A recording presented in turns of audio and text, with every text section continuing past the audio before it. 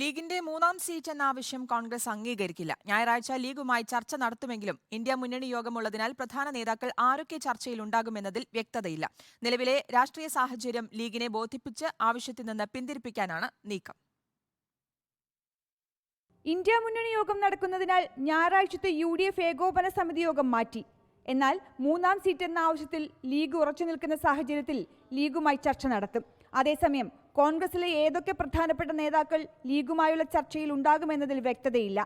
നിലവിലെ സാഹചര്യത്തിൽ ലീഗിന്റെ മൂന്നാം സീറ്റ് എന്ന ആവശ്യം കോൺഗ്രസ് അംഗീകരിക്കില്ല.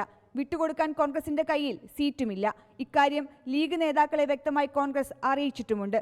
മുന്നണി ബന്ധം വഷളാകാതിരിക്കാൻ കടുത്ത സമ്മർദ്ദത്തിനൊടുവിൽ ലീഗിന് മൂന്നാം സീറ്റ് എന്ന ആവശ്യത്തിൽ നിന്ന് പിന്മാറേണ്ടി വരുമെന്ന സൂചനയാണുള്ളത്. മൂന്നാം സീറ്റില്ലെങ്കിൽ ഒഴിവ് വരുന്ന രാജ്യസഭാ സീറ്റ് എന്ന ലീഗിന്റെ ആവശ്യത്തിൽ പിന്നീട് ചർച്ചയാകാമെന്നാണ് കോൺഗ്രസിന്റെ നിലപാട്. 27 സീറ്റ് വിഭജനത്തിലും സിറ്റിംഗ് എംപിമാരുടെ കാര്യത്തിലുമടക്കം കേരളത്തിൽ നിന്ന് അന്തിമ തീരുമാനം വന്നേക്കും. സമരാജ്ഞ തീരുന്ന മുറയ്ക്ക് സിറ്റിംഗ് എംപിമാർ പ്രചരണ രംഗത്ത് സജീവമാകും. Reporter PR Praveena, in reporter, Thiruvananthapuram.